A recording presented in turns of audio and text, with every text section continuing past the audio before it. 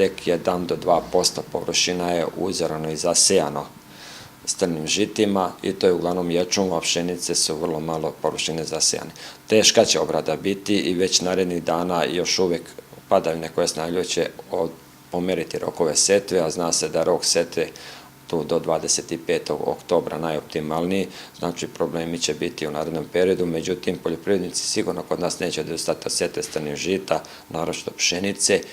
ali će izuzetno teško biti obraditi, pošto je velika količina vlage i teško ući sa mašinama i pitanje sad dana kada će to moći da se krene u dalje radove. Pa moć prirode je ipak jača od mehanizacije, ali poljoprivrednici pribjegavaju i redukovanoj obradi koja ove godine, bojim se, neće dati baš dobre rezultate zato što je velika vlaga i moja ponovo preporuka da se proba ipak sa nekim